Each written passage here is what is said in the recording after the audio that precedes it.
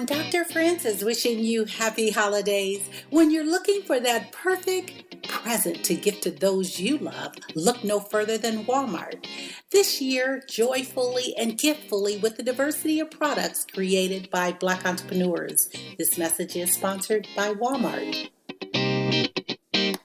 Welcome to the Black Entrepreneur Experience Podcast.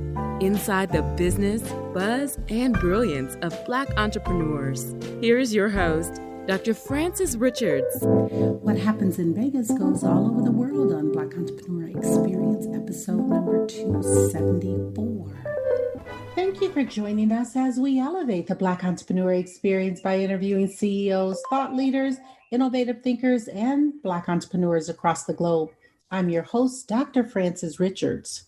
He started his entrepreneurial journey as a kid, and since his humble beginnings, he's founded several more businesses, including Green White Poles, PassionJab.com, and Lucy.ng, some more successful than others, and his current project is Pricepally.com. He's the CEO.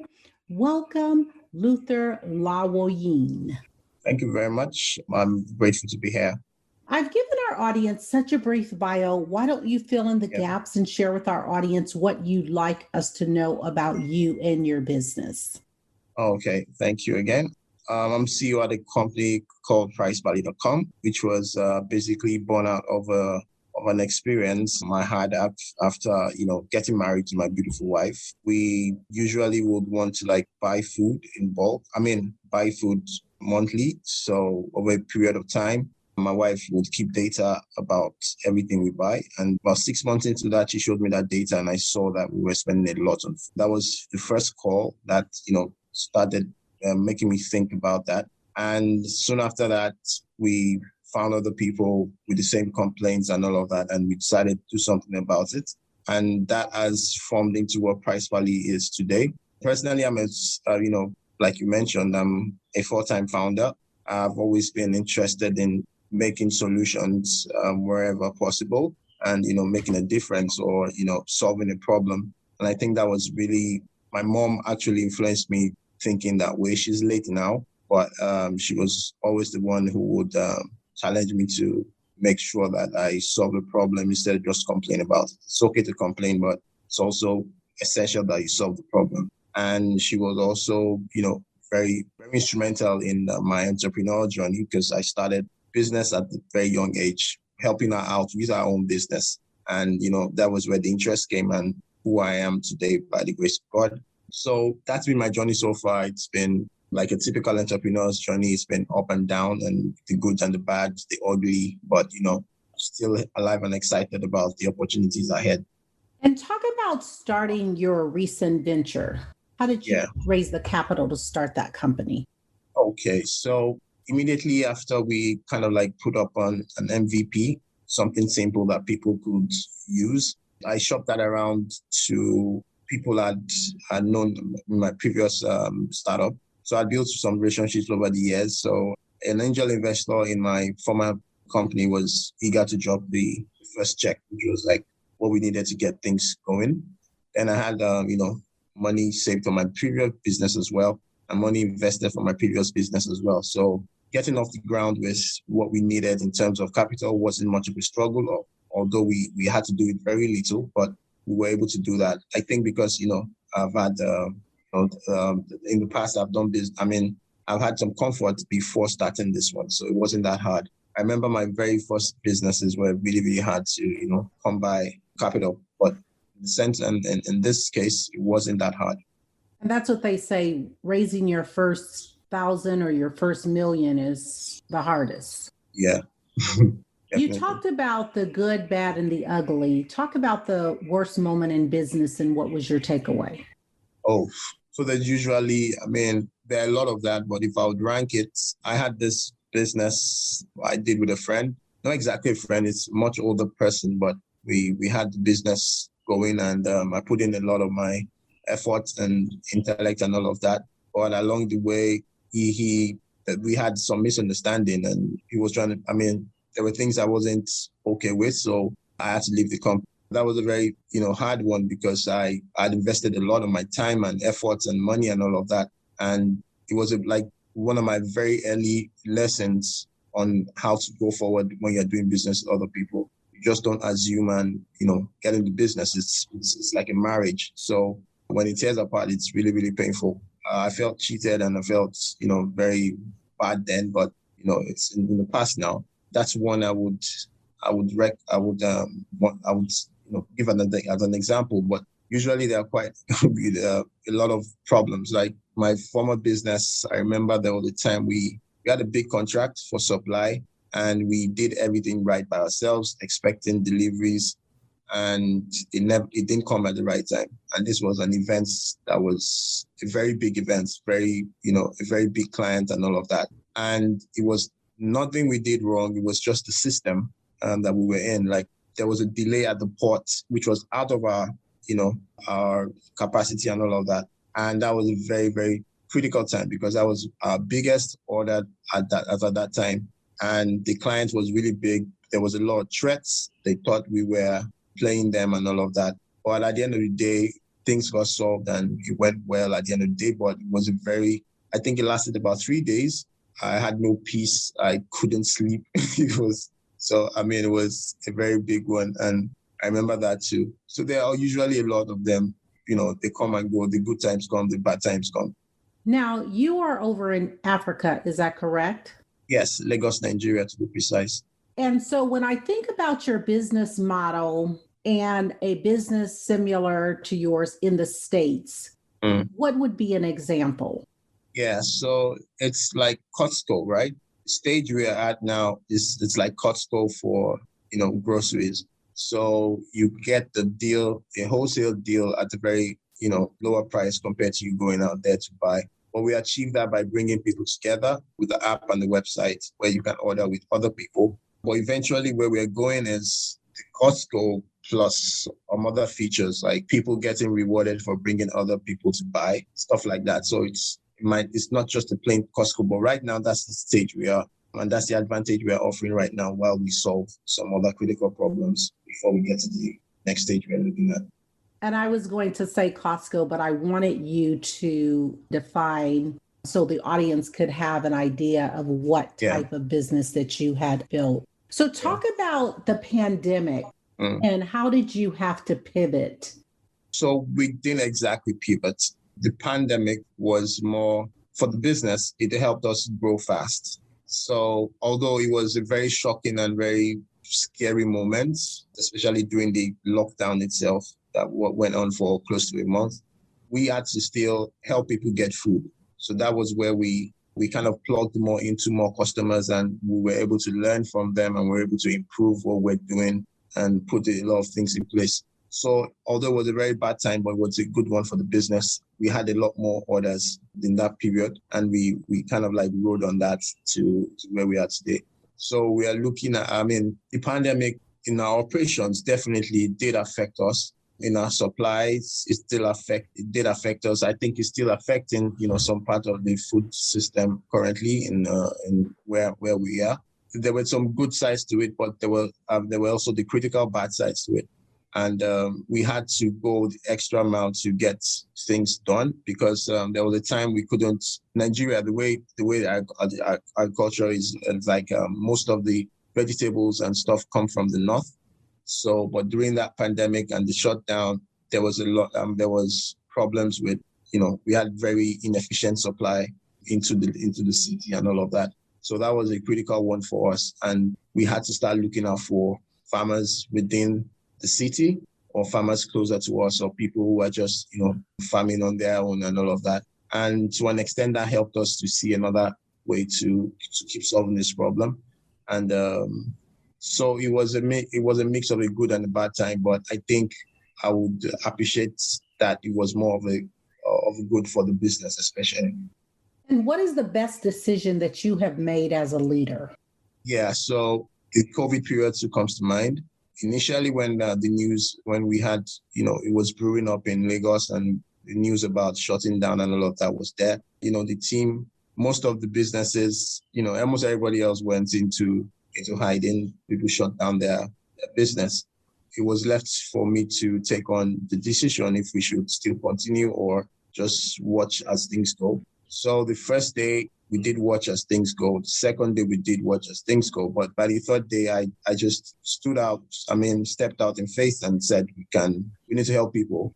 It was more of apart from it's a business, there was the urgent need to help people get food. And we already had some things in place that would enable that. The technology was there. Our supply wasn't bad. So we stepped into that time, especially around the fear of people, getting COVID and all of that. And we went through it. And at the end of the day, it was a good decision because it was a good time and we grew. And luckily, none of us, contracted that. And it's gradually being in the past now, even as a country. It's dying down here to an extent. Hopefully, we don't have another wave like people were predicting. But I think that was the decision. I could have, responsibly said we just shut down that period.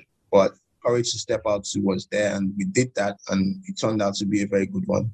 What do you need right now that you don't have to move your business forward?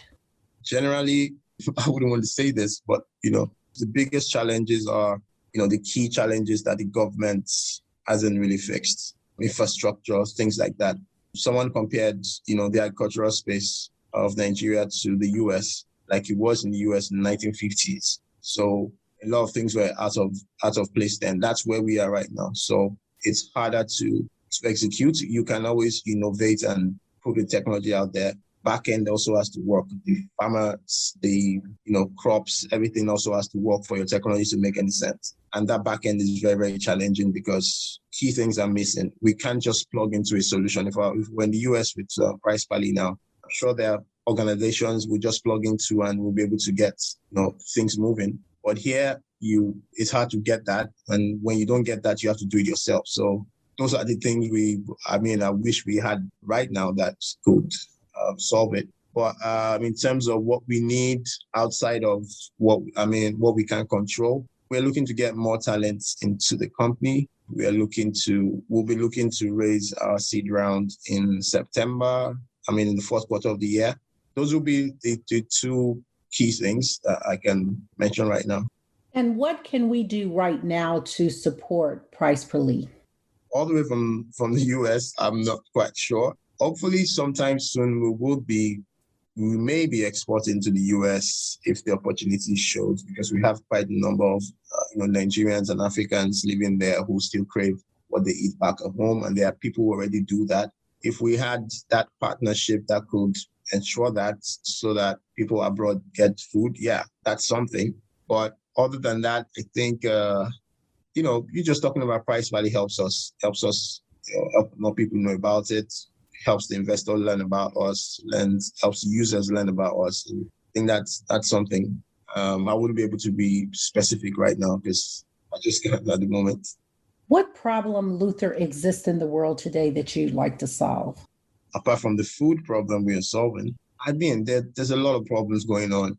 I wouldn't even know which particularly to choose, but I think the most recent one that really got my attention was around kids. Like I saw this news about rings of people who bad stuff to kids, and it was really gory and shocking. And if I had the magic wand to solve that, that would be the first thing I would want to do. It's even hard to think about it, right? Because these are kids. It was really heartbreaking when I saw that, and I think it stayed with me for a while now.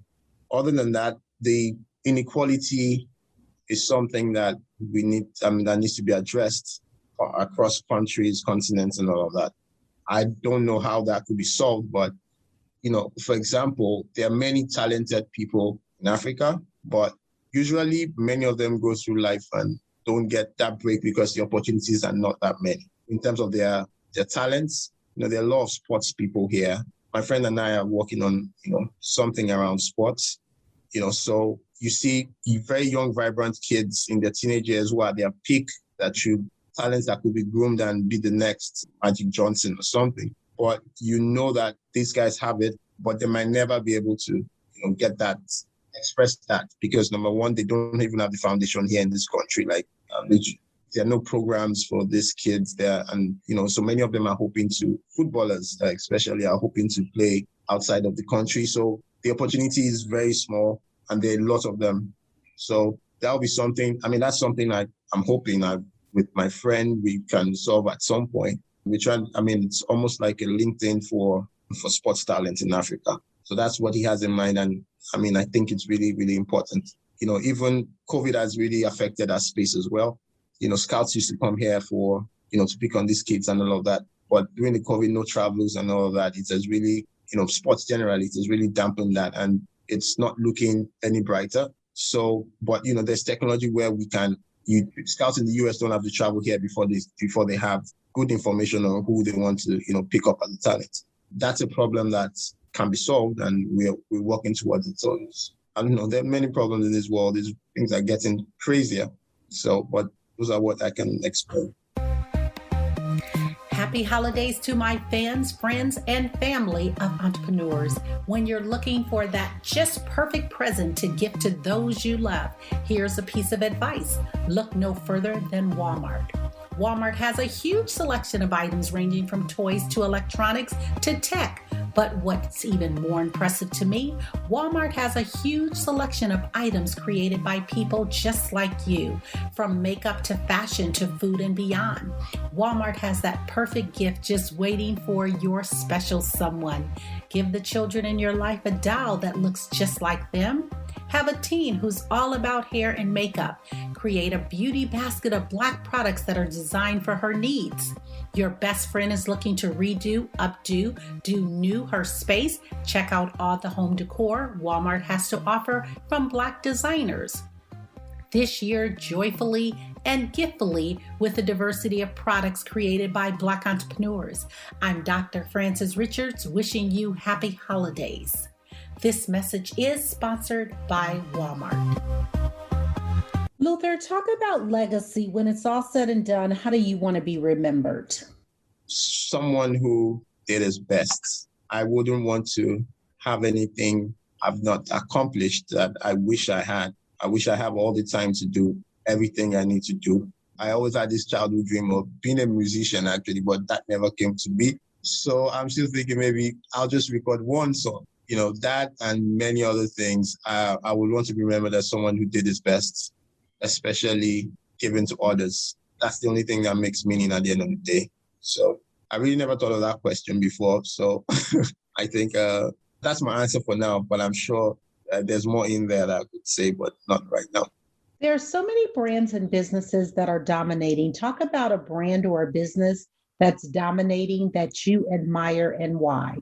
Google is one. I particularly love what Google has done with information, with organizing information, with the tools. It's just an amazing, the world without Google right now would be, there are others, but Google made me skip out some stages in my life, if I can put it that way, because without Google, I probably wouldn't be able to do any business today. My first thought of an idea, the next thing I go to is Google and provides me enough information. And from there, it's just a super tool that has really helped. It has really transformed the lives of billions of people. And we don't even know how much, because it's just there now. It's just something you can pick up. It's not a big deal anymore. But what those guys have done is amazing, really, really amazing. And there's still a lot more they're doing. So, I love Google. The word is listening. What is that resounding sound or message that your generation is saying that we should listen to? I think embracing the future, embracing what is to come I think the generation is more about, I think they're fearless. I think a lot of things that were like structures that held on the older generation have been shifted drastically now. So I think the generation they're embracing more of changes they're embracing changes that are like, what's the word now? Strange to the older generation. And I think I'm kind of lost on this because I wouldn't want to go into specifics, but I'm quite conservative. So, and I see the way the world is going now and the way people are pushing towards whatever it is. And it's scary to me. And I'm sure, my mom was very concerned about what my kid, the kind of world my child's going to live in. I'm also very concerned about it, but I'm just using that to explain my point. I wouldn't know if I would want to identify with the generation fully because of what I said earlier. I wouldn't want to go into details because I wouldn't want any, what's the word now, controversial thing going on from a simple interview. So I think this generation, that we're at very distant poles, if I can put it that way, compared to the older generation. And my advice would be this generation should also listen to the older generation, especially on things around values and family and what has sustained us till now. Personally, I think should remain the way they are, but doesn't look like it will. I hope I made sense. What is your zone of genius? So I consider entrepreneurship my superpower. Creating solutions it's hard, but it's super rewarding and it gives you so much power. Real power to help that can actually, you see that you change status quo, you solve problems. Say, for instance, the problem we're trying to solve now is around food. It's a really, really, really big problem. Like, if I wasn't in this space now, somebody told me about this idea that we were working on a couple of years ago, I'll probably be like, it won't still work because of how messed up the system is. But since we've clutched in and we've been working on it, every day we feel that we are closer to the solution. Being able to do that in the next 10 years when Pricepally has really solved this problem and to a large extent, there's an efficient food system in African cities. It will be very wonderful, like I was talking about what Google is now. So that's my superpower, to be able to bring to life ideas that actually impact the life of others. Physically, I can interact with it, see it solving the actual problems like we dreamt of it. That's my superpower. And what is your weakness as an entrepreneur? So many times it's hard sometimes emotions come in to decision making. And it's over time, I've seen that as sometimes bad. Following the data instead of mixing it up with what I feel can be a challenge sometimes. That's, I think, usually because many of the times I, think about these ideas and bring them to life, there's this attachment to them. And if sometimes I get advice on what to do and I never, and once I don't feel it, it's always hard for me to see the other person's point of view. And sometimes people could be right. So I think that's why I need help to dissociate that feeling and look at things more objectively. Yeah, sometimes that's a challenge. Talk about self-care. What does self-care look like for Luther? So it's peace of mind, some time to myself. I do that. I try to get that every day, every evening. I take a walk alone. Thinking about myself from time to time I think it's self-care. Sometimes you lose yourself in the work, lose yourself in getting things done for other people and forget yourself. So peace of mind and the consciousness that I need to be taken care of I miss that sometimes, but there are times where I'm conscious of that and I just relax and take my time and cool off or do whatever I think I need to do for myself. But it's sometimes the struggle balancing it. Luther, talk about money, marriage, and managing a business. Money is really, really essential and a lot of it is good. So marriage, I've been blessed, have a wonderful marriage I'm happy in. And my wife is a co-founder in the company. So, I think that bonds us a lot more than regular people, I think.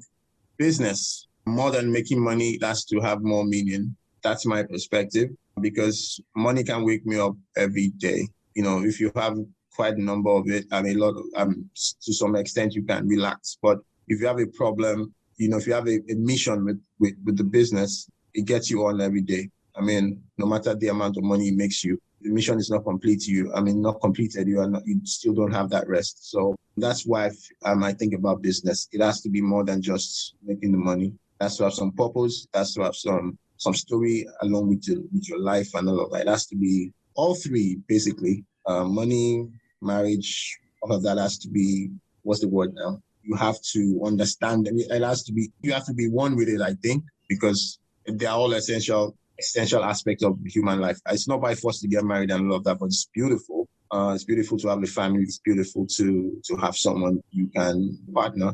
And, those are good things I admire. I love this world. I love money. I wouldn't say I love, the marriage I'm in. And I love business as well.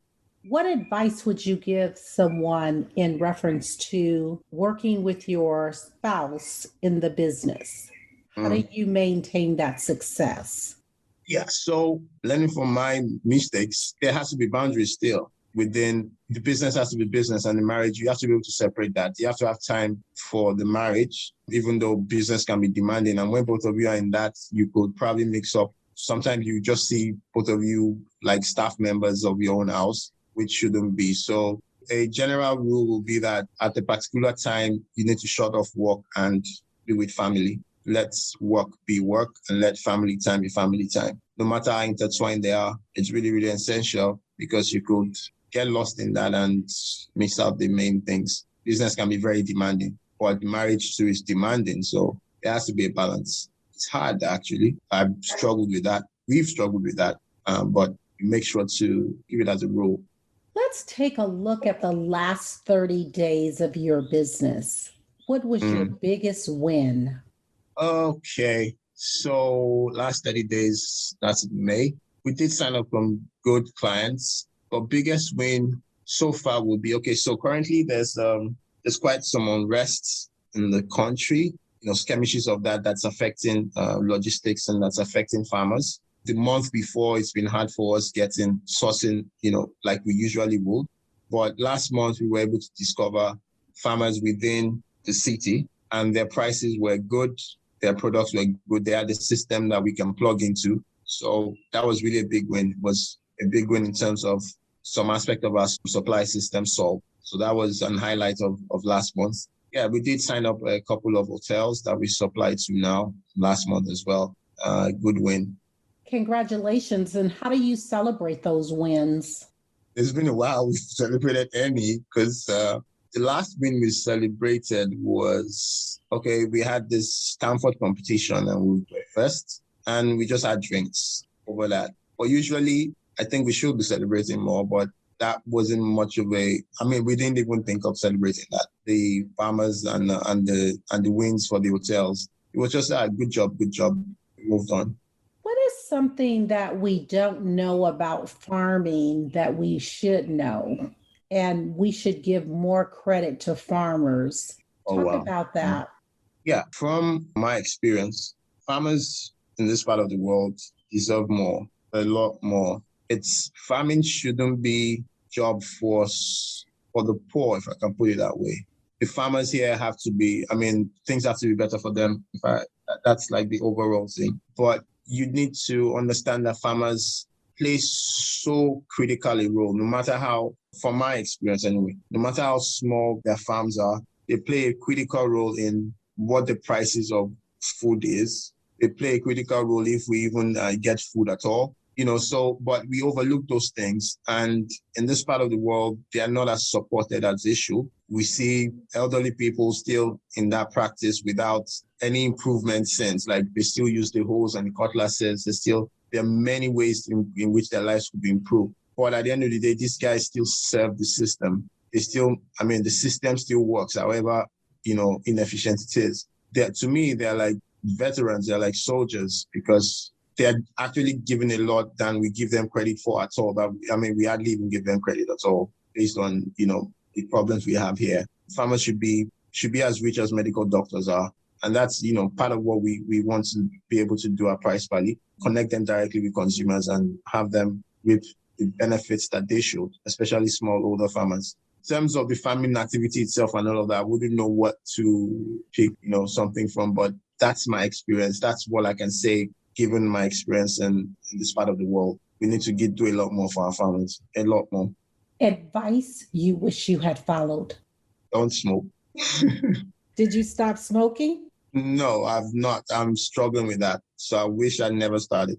And I had someone tell me, don't, I wish I'd followed that. What can you do daily to be better? Exercises and prayers. I'm a Christian and I don't pray as much as I should. And I know that, when I pray, I do know I become better. I do understand the spiritual aspect of my life, but I wish I do it more. What is the biggest achievement so far in your business? Okay. Well, we've raised our pre-seed round. Our seed round we are hoping to raise in the future looks almost pretty done because our investors are really impressed at what we are doing.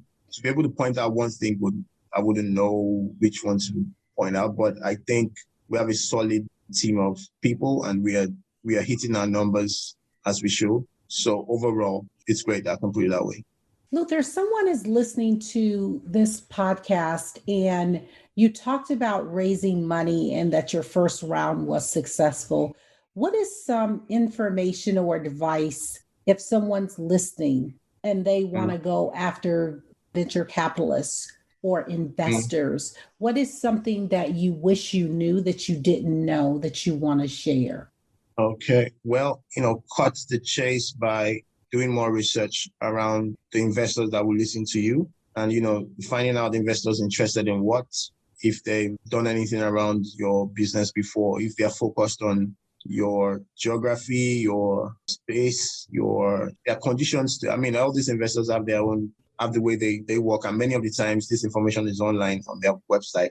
But usually when starting off then, I usually would just look out for VC emails and just cold mail them and all of that. It never worked. I think streamlining your options and going after them in some genuine, ingenious ways would yield more results than just getting random emails and trying to cold call or cold mail anybody. And relationships matter. Yeah, it matters in that space. Sometimes it's just, I know this guy, I can link you with this guy and things happen. And especially in this part of the world, I don't know much about the US, but it's almost like a circle. So relationships are really key to get that into that circle or to take advantage of that circle.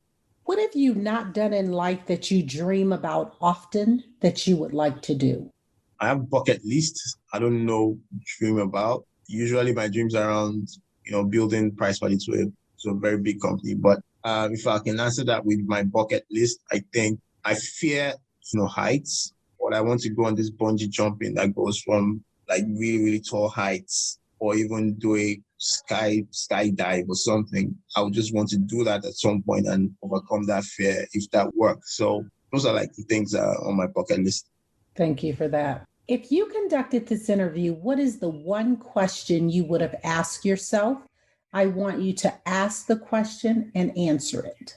Do I feel fulfilled? The answer will be yes sometimes, no sometimes. So far, the journey, do I feel fulfilled in my life? If I died today, would I be fulfilled? For what I've done so far, maybe yes, but no, it's to a large extent, because there are things I wish I'd done better. There are things I wish I do better right now. So living that fulfilling life, it's more like an ambition for me, but there are so many components to it. It feels like it's humanly impossible to be all that you should be. Courageous citizen, a faithful husband, there's so many demands of that perfect man, if I can put it that way. And I really would want to be the best I can be in all our ramifications, my spirituality, my physical health, my mentality, every aspect of me. I would love to be at 100%, but I'm not. So I wouldn't say I'm fulfilled. Luther, talk to a younger you. What advice would you give to a younger Luther? Don't worry, everything will be all right. So, growing up, I'm always worrying about this and that and all of that. But time is past and you wonder why was I worried at the end of the day? Things always still turn out well as long as you play your part and you do your best. Enjoy life. I think I missed out some of my teenage years while my friends went partying and all of that. I'm trying to do one thing or the other. I would say, yeah, don't worry as much and enjoy life. I want you to have a monologue and I want you to talk to this person. The person can be living or not. I want you to name that person. And this person has done so much for you. They've been so instrumental in your journey. Who's that person and what are you saying to that person? That person is my mom. She's late now. Died last year. If talking to her right now, I just want her to know that I really, really do love her. I didn't say that as much as I should have. I miss her every day, and I want to live long, but I want to meet her someday soon, soon too. Until she passed, I didn't know how much of a support structure that she was. I didn't realize how much of strength that she was to me. But now I do know. I realize that every day. And I'm sure she is happy where she is. I just want to let her know I really do love her. Bible is here. I have everything, almost everything around that. I remember almost every time. But it is what it is, and I'm sure one day we'll see again. She's the one that made me, literally and figuratively. And our sincere sympathy for your loss. Thank you. I'm Dr. Francis, wishing you happy holidays. When you're looking for that perfect present to give to those you love, look no further than Walmart. This year, joyfully and giftfully with the diversity of products created by Black entrepreneurs. This message is sponsored by Walmart. We've come to the part of our interview. It's called Fun Facts Lightning Round. I'm going to ask you a series of questions and I want you to give me very quick answers. If there is something you desire not to answer, feel free to say pass. Are you ready for the Fun Facts Lightning Round? Yep. Your favorite color? Blue. Your first job? Baker. I baked with my mom, yeah. The last movie you saw? Love, Death, and Robots. Your favorite singer or rapper? Rapper, Jay-Z. You relax doing what? Lying down, watching TV or something. Your favorite dance song? All Night Long, Lionel Richie. What food you eat every week no matter what? Rice. Your favorite month? December, my birth month. Work out or hit the couch? Hit the couch. Luther, thank you so much for joining us on Black Entrepreneur Experience Podcast. Before we let you go, why don't you share with our audience the best way for them to connect with you and to do business with your company? And feel free to leave all your social media handles. Okay, thank you for that. Yes, so the best way to hit me via email, and that's Luther@Pricepally.com. That's Luther@Pricepally.com. I'm on LinkedIn as Luther Lawoyin, and I'm also on Twitter as Lawi. That's LAWWYY. That's it. Thank you very much. Thank you. That's a wrap. Thank you for listening and subscribing to Black Entrepreneur Experience. We would love for you to leave a review and rating on iTunes and share with your friends. For show notes and more episodes, go to www.beepodcast.com. Join us next Wednesday, and remember, green is the new black. So keep your bank accounts and your business in the black.